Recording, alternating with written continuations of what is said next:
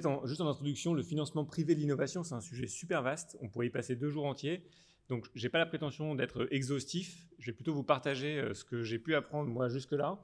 Et bien sûr, on pourra échanger après, pendant la table ronde ou même pendant les questions avec grand plaisir. Donc, peut-être en 2 mots, pour vous donner un petit peu, pour que vous compreniez avec quel regard moi je vois le financement privé de l'innovation, vous dire ce que je fais dans le reste de mes journées. Je suis effectivement le fondateur de Techno Founders, qui est un venture builder ou startup studio. Concrètement, ça veut dire que moi, je passe mes journées à créer des sociétés et à les financer.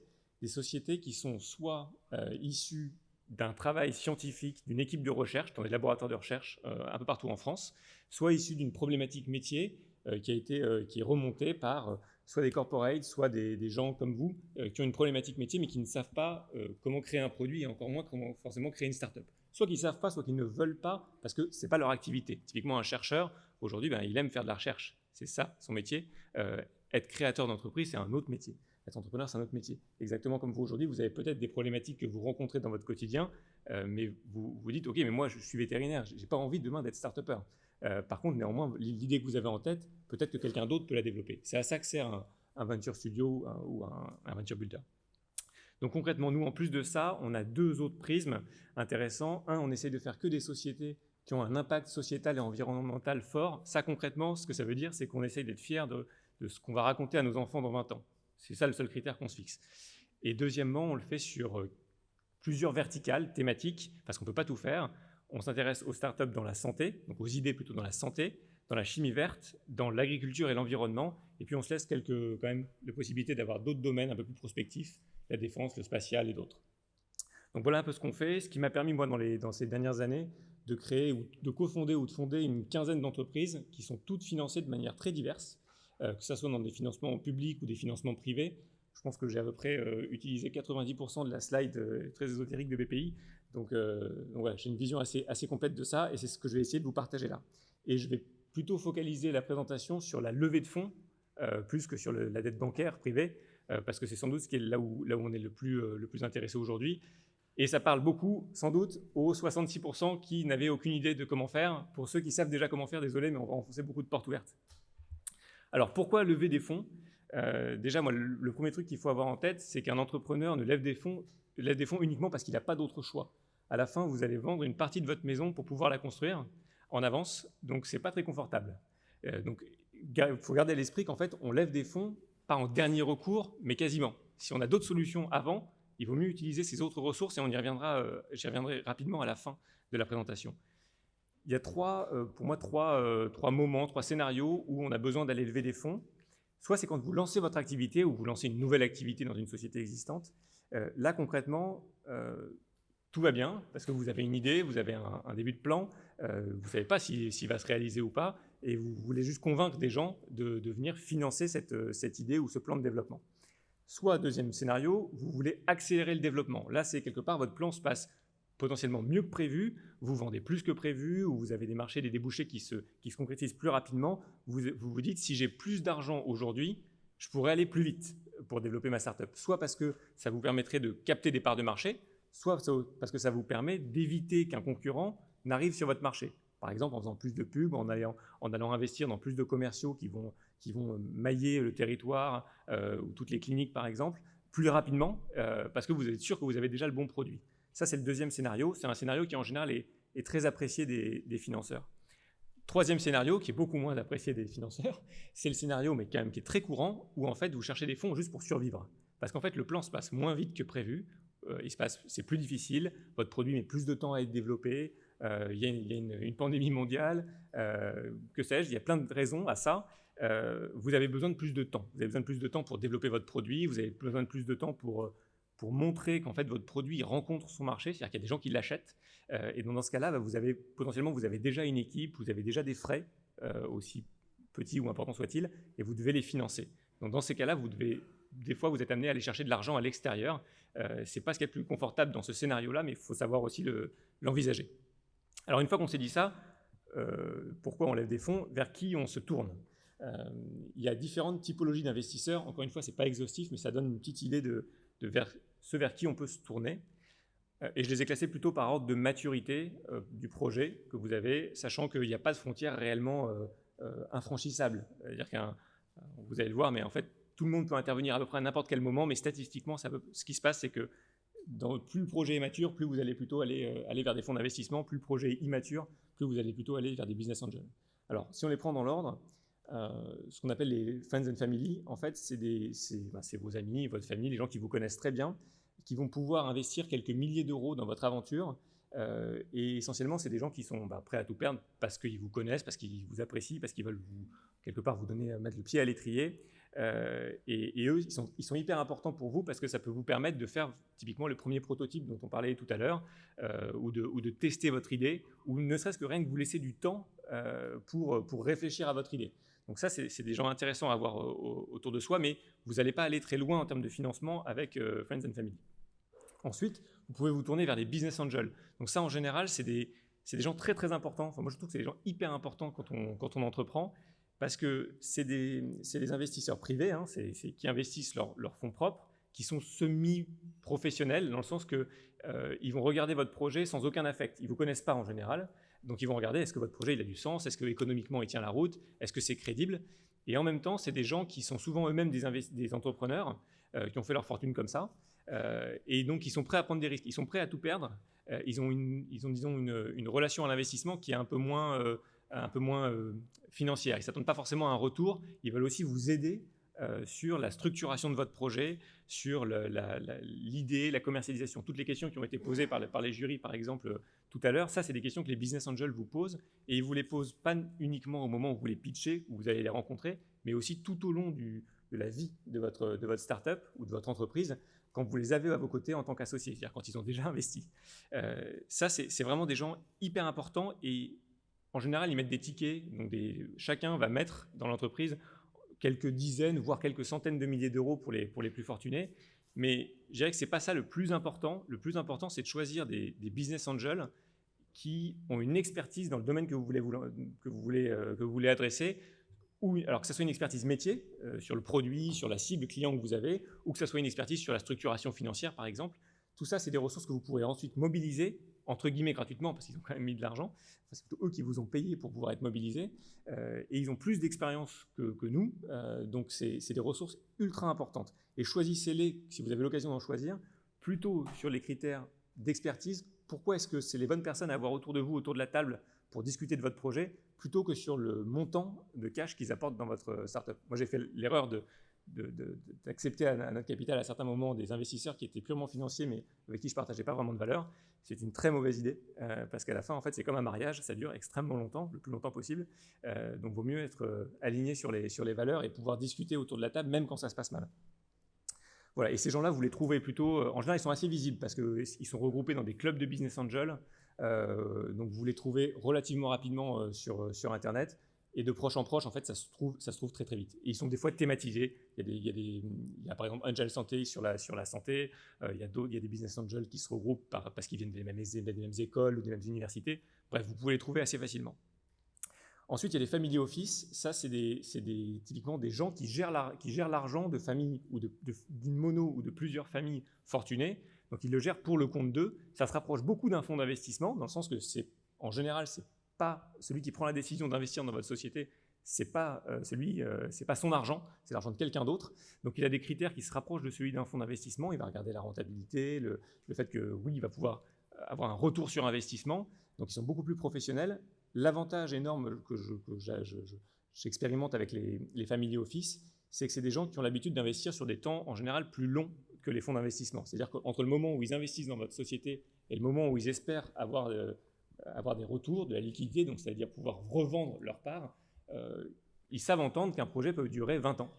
Alors, il faut les convaincre quand même, hein, mais ils savent entendre ça parce qu'en général, c'est des familles d'entrepreneurs qui ont mis plutôt 50, 60 ans à se construire, pas 10 ans. Alors, la plupart des fonds d'investissement, après, les fonds d'investissement, ça marche sur des périodes d'environ 10 ans. Pendant 5 ans, ils investissent, pendant 5 ans, ils sortent des participations. Donc, ça va très, très, très vite pour des entreprises. Donc, toutes les entreprises ne sont pas adaptées à ce rythme-là. Les family office, typiquement, il faut aller les voir quand vous avez besoin de tickets de plusieurs millions parce qu'eux-mêmes peuvent mettre des tickets d'environ entre quelques centaines de milliers d'euros et plusieurs millions. Donc ils ne vont pas regarder des dossiers trop petits en réalité. Ça, c'est un autre point intéressant. Il ne faut pas perdre son temps avec des acteurs, donc vous savez déjà qu'en fait votre dossier il est soit trop gros, soit trop petit pour eux, parce que si votre dossier est trop gros, vous n'allez pas vous mettre à discuter avec 150 business angels pour faire un tour à 1 million, vous n'allez juste pas avoir matériellement le temps. D'un autre côté, de la même façon, un family office ne va jamais regarder un dossier dont le tour de table, le montant recherché est de 300 000 euros, parce qu'en réalité, sinon, lui, par exemple, le family office, s'il a 300 millions à investir sur une année, il faudrait qu'il voit des centaines de projets comme le vôtre, ce qui est pareil matériellement infaisable pour lui, pour ces personnes-là. Donc, il ne regarde que des gros dossiers. Donc ça, faut essayer de le calibrer au mieux au moment où vous préparez votre levée de fonds. Et enfin, il y a les fonds d'investissement. Donc ça, c'est les fonds d'investissement, il y en a chez BPI, mais la plupart sont plutôt des fonds d'investissement privés. Ça, c'est des structures d'analystes. Pareil, il y a des gens qui leur ont confié de l'argent, en général, un gros paquet d'argent, et qui investissent avec une thèse précise et sur une thématique précise. Typiquement, ils investissent que dans du numérique pour la santé ou que sur des nouvelles molécules pour des nouveaux médicaments ou uniquement sur des dispositifs médicaux wearable. C'est des gens qui ont des thématiques bien précises, donc pareil, là, ils sont tous assez visibles. Il faut se renseigner sur quels sont les fonds qui sont dans votre thématique pour aller frapper à leur porte. Il faut juste avoir en tête que c'est là, pour le coup, des investisseurs qui vont exiger un certain niveau de maturité de l'entreprise. Il ne faut typiquement pas aller voir, à mon avis, sur les tout premiers tours, parce qu'il faut déjà avoir une confirmation que votre produit, il se vend, même s'il se vend à petite échelle. Parce que les fonds d'investissement, ce qu'ils adorent financer, c'est la croissance, pas le risque. En fait, ils financent très peu de risques purs sur est-ce que mon produit va marcher, est-ce qu'il va rencontrer son marché. Ça, ils vont tous vous dire que ça les intéresse, mais à la fin, ils ne vont pas investir. Donc, il vaut mieux aller les voir quand votre produit il a déjà rencontré son marché pour dire, voilà, maintenant, moi, j'ai besoin d'accélérer. C'est le scénario numéro 2. Là, c'est un bon moment pour aller voir un fonds d'investissement. Peut-être oui aussi une autre remarque pour ceux qui n'ont jamais levé des fonds. La plupart des gens qui analysent des dossiers d'investissement, ils veulent tout voir. Leur métrique, c'est, ce qu'ils vendent aux gens qui leur ont confié de l'argent, c'est je vais voir tous les dossiers et je vais sélectionner les meilleurs. Donc ils auront tendance à vous dire oui, venez me parler, en général. Mais donc ils peuvent vous faire perdre du temps aussi à vous, parce que votre ressource la plus précieuse, c'est votre temps. Donc il faut que vous calibriez votre levée de fonds pour aller parler uniquement aux investisseurs qui ont une chance d'investir chez vous. Voilà, c'est pour ça qu'avoir ce genre de notion en tête, je trouve que c'est assez utile. Alors une fois qu'on a ça en tête, si on sait à qui on parle, qu'est-ce qu'on prépare pour aller parler à des investisseurs? Ce qu'il faut avoir en tête, c'est qu'une opération de levée de fonds, on vend un projet sur plan. C'est un peu l'image de la maison que je faisais au début de l'intervention. Ça veut dire quoi? Ça veut dire qu'on vend un projet de développement qui doit être super précis et qui doit être crédible. Précis, qu'est-ce que ça veut dire? Ça veut dire qu'il faut que ce soit très clair pour l'investisseur, dans votre pitch, dans la façon dont vous le présentez, à quoi vont servir les fonds, mais de façon très très détaillée, à quoi vont servir les fonds, vous allez acheter quoi, vous allez dépenser, comment est-ce que l'argent va être dépensé. Est-ce qu'il y a d'autres ressources financières qui sont soit déjà sécurisées ou qui restent à sécuriser? Typiquement, votre besoin en financement, est-ce qu'il est couvert uniquement par cette levée de fonds, ou est-ce qu'en plus de ça, vous espérez aller chercher un prêt bancaire, ou est-ce que vous apportez de l'argent, ou est-ce que vous comptez sur du chiffre d'affaires pour couvrir une partie de ces dépenses? Ça, c'est quelque chose de très important à bien calibrer ou à bien écrire, expliciter sur votre plan. Quelles sont les métriques de succès associées au plan? Si vous ne l'avez pas au début, vous n'arriverez pas à lever des fonds. Et ça peut être très simple, mais il faut qu'on sache, en tant qu'investisseur, il faut qu'on sache très vite, OK, si ça marche, on va atteindre quels objectifs, et au cours du projet, quels indicateurs simples je peux suivre pour savoir si le projet se déroule comme prévu ou pas. Les investisseurs, en général, ils ne sont pas à vos côtés tous les jours, donc ils ont besoin de quelques indicateurs précis pour suivre est-ce que le projet est en train de déraper, prendre plus de temps ou moins de temps, ou au contraire d'exploser. Ça, c'est hyper important, il faut les avoir même pour vous, pour nous, entrepreneurs. C'est important d'avoir quelques métriques simples qui sont associées au succès du plan. Et enfin, quels sont les impacts attendus sur la société en cas de réalisation du plan? Il faut être très concret là-dessus, et à mon avis, il faut être faut être ambitieux, mais réaliste. On cherche à obtenir quoi? Est-ce qu'on cherche à obtenir le marquage CE pour un dispositif médical? Est-ce qu'on cherche à obtenir la validation d'une étude clinique? Est-ce qu'on cherche à obtenir nos 20 premiers clients? En fait, il faut quelques métriques simples, quelques milestones simples qu'on vend, et c'est à ça que c'est ça que l'investisseur va acheter. Ensuite, Donc ça, c'est un plan précis, et il faut que le plan il soit crédible. Crédible, ça veut dire quoi? Ça veut dire qu'il faut expliciter quel est l'historique du projet jusqu'à aujourd'hui. Est-ce qu'en fait, vous êtes réveillé hier matin et vous êtes en train de pitcher là aujourd'hui votre projet, ou est-ce qu'en fait, ça fait 15 ans que vous travaillez dessus? Est-ce qu'il y a une équipe de recherche derrière? Est-ce qu'il y a eu d'autres études sur votre produit, ou est-ce que vous en êtes déjà à votre cinquième tentative? Ça, c'est hyper important pour les investisseurs qui vous suivent. Le deuxième point, c'est qui va être regardé, c'est est-ce que les porteurs de projet, et je dis les porteurs parce qu'en fait, souvent un projet est quand même beaucoup mieux accueilli quand il n'y a pas un seul porteur, ça diminue beaucoup le risque et la solitude du porteur. Est-ce que ces porteurs-là ont démontré une capacité à exécuter le plan qu'ils sont en train de vous vendre? Typiquement, si vous avez un plan ultra financier et qu'en face de vous, vous avez 2 chercheurs, c'est très peu probable que ce soit la bonne équipe pour le réussir. Donc, les premiers réflexes qu'on va avoir les investisseurs, c'est de dire « Ok, vous maîtrisez la partie technique, maintenant, il faut que vous recrutiez de toute urgence un directeur financier ou quelqu'un qui a déjà fait 15 levées de fonds dans sa vie. » Donc ça, c'est un point important. Et si vous vous posez la question avant, en fait, ça évite de vous faire piéger pendant votre pitch pour identifier quel est le profil qui vous manque dans l'équipe éventuellement. Voilà, ça c'est un point hyper important. Souvent on dit que les investisseurs investissent dans les gens, dans l'équipe. Oui, c'est vrai, ils investissent et ils veulent que ce soit crédible. Parce que les compétences que vous avez, il y aura tellement de choses à faire, vous n'allez pas construire 1 millier de compétences en même temps que vous allez développer votre produit. Si vous êtes un expert technique ou métier, vous n'allez pas devenir un directeur financier hors pair en moins d'1 an. C'est très très très peu probable. Troisième point, pourquoi est-ce que l'environnement actuel est propice à la réussite du plan? Ça, c'est grossièrement... Pourquoi est-ce que votre produit va être acheté? Est-ce qu'il y a des contraintes réglementaires, une évolution de la législation qui fait que votre produit, ça devient le produit que tout le monde devra avoir demain? Est-ce qu'il y a un besoin que tout le monde partage, ou quand une grande partie du marché partage, et qui va faire que votre produit, c'est évident qu'il va être acheté, votre produit ou votre service? Ou au contraire, est-ce qu'il n'y a pas de concurrence, ce qui est hyper rare? Il n'y a pas de concurrence aujourd'hui, ou est-ce que votre produit a des fonctionnalités bien supérieures aux autres qui fait que en fait, vous allez pouvoir le vendre? Et enfin, pourquoi le prix proposé est le bon? Pas le prix de votre produit, mais le prix de votre levée de fonds. À la fin, vous vendez des parts de votre société contre de l'argent. Donc ça a un prix. C'est très très très difficile d'estimer le prix, la valeur d'une société, surtout au tout départ, ce qui est plutôt le cas dans l'innovation. Honnêtement, je n'ai pas trouvé la formule magique jusque-là. Il y a quelques règles. Souvent, ça vient des discussions avec des business angels ou avec d'autres fonds qui ont déjà investi dans des sociétés similaires. Donc, pareil, parlez-en soit à des business angels, soit à des entrepreneurs qui ont des aventures un peu similaires à la vôtre en termes de maturité ou de type de produit pour avoir des idées de valeur. Mais à la fin, ce qu'il faut retenir, c'est que vous avez un produit unique. Votre boîte, elle existe, il n'y en a qu'une. Donc, vous avez un produit unique. Ce qui va faire son prix, c'est qui va l'acheter? Celui qui l'achète fixe son prix, celui qui achète vos parts. À vous d'être convaincant. Vous pouvez la vendre à peu près au prix que vous voulez, en réalité. Sauf que vous n'avez pas intérêt à la vendre ni trop cher, donc à survaloriser votre société, parce que dans ce cas-là, en fait, il y a très grande chance qu'en fait, sa valeur s'écroule après 1 ou 2 ans, ou si vous rencontrez le moindre pépin sur le bord de la route. Et alors là, plus personne ne voudra venir l'acheter, parce qu'elle sera beaucoup trop chère, et vous ne pourrez pas dire elle vaut 10 fois moins cher aujourd'hui. Ça serait une vraie catastrophe. Et d'un autre côté, vous ne voulez pas la vendre non plus pas assez cher, parce que c'est votre maison. Donc, quelque part, vous voulez en tirer le maximum de valeur et en garder le maximum de valeur pour vous. Donc, c'est un exercice assez difficile. Nous, dans les startups très tech, honnêtement, il y a la règle simple, c'est que votre premier tour de financement, vous ouvrez entre 20 et 30% de votre capital.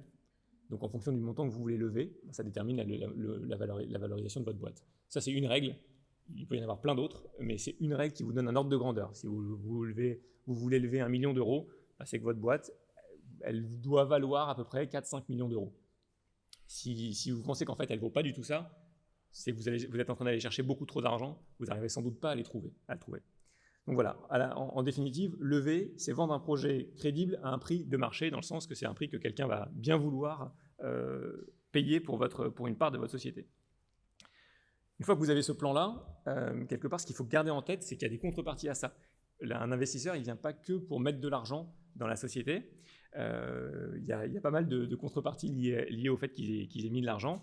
Une contrepartie financière qui est en fait assez évidente. L'investisseur va attendre un retour financier, donc soit des dividendes ou un produit de cession. C'est-à-dire qu'il va attendre de revendre la part de votre société plus cher, en général beaucoup plus cher, que ce qu'il ne l'a acheté quelques années auparavant. Faut l'avoir en tête aussi parce que quand vous présentez un plan d'investissement, ça vaut le coup d'essayer d'estimer la valeur aujourd'hui, la valeur demain, pour essayer d'estimer quel multiple de plus-value va faire l'investisseur. Ça peut avoir tendance à mieux convaincre. Il faut être crédible, mais ça peut avoir tendance à convaincre. Mais c'est vraiment la première contrepartie à garder en tête, c'est ce qui différencie les investisseurs des mécènes. Un investisseur, par nature, il cherche à faire un retour financier. Si vous trouvez un investisseur qui vous dit qu'il ne veut pas de retour financier, c'est très très louche, parce que c'est soit qu'il vous ment, soit que ce n'est pas un investisseur, en réalité c'est un mécène. Et à ce moment-là, il ne vaut mieux pas lui vendre une partie de votre maison, demandez-lui juste de vous subventionner. Il y a une autre contrepartie importante, c'est la contrepartie de pouvoir ou de gouvernance. Contrairement aux banques qui vous font juste un prêt, les actionnaires, en fait, ils vont en général disposer d'un droit de vote, de deux droits de vote associés à leurs actions. Il y a plein de mécanismes hyper compliqués, on n'a évidemment pas le temps de tout parcourir aujourd'hui. Ce qu'il faut garder en tête, c'est que vos actionnaires, vos nouveaux actionnaires, vont influer énormément sur les décisions stratégiques que vous pouvez prendre. Typiquement, quand ils vous confient de l'argent, ils vont vous dire, bah voilà, du coup, pour recruter tel ou tel profil, au-delà de tel ou tel salaire, par exemple, vous devez avoir mon accord. Avant de faire une autre augmentation de capital, vous devez avoir mon accord. Avant d'engager tel ou tel type de prêt, vous devez avoir mon accord. Honnêtement, c'est très très normal et c'est même très sain. Il faut l'avoir en tête. Vous devrez cadrer en fait ces contreparties-là. Il y a plein de mécanismes qui existent pour ça. Le mécanisme, c'est le pacte d'associés, où vous vous mettez d'accord. C'est un contrat que vous signez avec vos associés. Enfin, je vous engage surtout à ne jamais faire de levée de fonds sans pacte d'associés. C'est un contrat où vous listez vraiment toutes les contreparties et comment va s'organiser cette gouvernance-là. Quelles décisions vous aurez le droit de prendre seul, quelles décisions vous aurez le droit de prendre après avoir consulté votre comité stratégique ou conseil d'administration ou autre, et quelles décisions en fait, vous devez prendre par exemple à l'unanimité de vos associés. Ça, c'est un point sur lequel il faut absolument, à mon avis, se faire accompagner, soit par des gens qui l'ont déjà fait, soit par des avocats. Le mieux, c'est quand même de se faire accompagner par des entrepreneurs qui l'ont déjà fait, parce qu'en général, on ne le fait pas 20 fois dans sa vie. Et par contre, l'erreur, elle arrive au bout de 8-9 ans. Enfin, en tout cas, la réalisation de l'erreur, elle arrive au bout de 8-9 ans, et c'est beaucoup trop tard pour le résoudre. Donc, il vaut mieux passer quelques heures avant, au moment de la création de votre projet, ou de la création de la structure pour la levée de fonds, par un entrepreneur qui va vous guider là-dessus sur les erreurs à ne pas faire. J'espère que je ne prends pas trop de temps. Oula, beaucoup trop. Beaucoup trop. Bon, après, il y a des obligations de reporting, vous devez dire ce que vous faites et comment vous utilisez l'argent. Les alternatives, j'ai mis une photo de mon chat, je me suis dit que c'était de bonne augure ici. Les alternatives à la levée de fonds, parce que c'est important d'avoir ça en tête. Il n'y a pas que la levée de fonds dilutive, donc vous n'êtes pas forcément obligé de vendre une part de votre maison. Il y a des financements non dilutifs, donc typiquement les subventions, et BPI est l'opérateur royal pour ça, ils opèrent pratiquement toutes les subventions françaises. Vous allez sur BPI France et vous avez tous les programmes d'innovation et de subvention. C'est franchement assez simple, beaucoup plus simple que peut-être l'image qui a été dégagée juste avant. Honnêtement, BPI est super simple là-dessus. Des subventions, donc c'est de l'argent et quelque part vous devez rendre des comptes sur comment vous l'avez dépensé, mais il n'y a pas de contrepartie. Les avances remboursables, vous devrez in fine les rembourser. Les prêts de la BPI, franchement, c'est des mécanismes super et relativement simples à obtenir, surtout si vous avez sécurisé une levée de fonds. Grosso modo, si vous sécurisez une levée de fonds de 100, vous pouvez assez facilement aller chercher entre 50 et 100 en prêt BPI. Donc c'est important à avoir en tête dans un plan de financement. Et puis les prêts bancaires classiques, votre banque classique. Alors là, attention, en général, la banque classique ne va jamais vous suivre au départ. Elle attendra que vous ayez fait déjà une traction commerciale importante, voire plusieurs bilans positifs, avant d'accepter de financer une partie du risque. Mais il faut l'avoir en tête, hein, à partir du moment où l'aventure commence à décoller, il n'y a aucune raison de s'en priver, ils sont là pour ça. Mais évidemment, ils ne peuvent pas prendre les mêmes risques que les autres. Et enfin, je vais finir là-dessus, la première source de financement privé de l'innovation, c'est le chiffre d'affaires. Parce que ce qui doit nous guider en tant qu'entrepreneur, c'est est-ce que je vends mon produit ? La meilleure façon de gagner de l'argent, c'est de vendre des produits et de faire de la marge. C'est pour ça, moi, je suis toujours assez sceptique quand on voit des modèles qui se lancent. Alors, c'est bien au prototypage, aucun problème avec ça, mais des modèles assez avancés qui, en fait, ont encore aucune idée de comment ils vont financer leurs produits, comment ils vont les vendre. C'est très, très, très, pardonnez-moi l'expression, mais un peu flippant, parce que c'est ça qui finance l'entreprise à long terme. Donc, et je pense qu'il faut avoir la réflexion dès le départ. Si je devais financer mon entreprise uniquement avec du chiffre d'affaires, est-ce que ça volerait ? Est-ce que ça tient ? Et on va chercher des fonds pour aller plus vite à cette étape-là. Voilà. Merci beaucoup. Désolé, j'espère que je n'ai pas été trop long.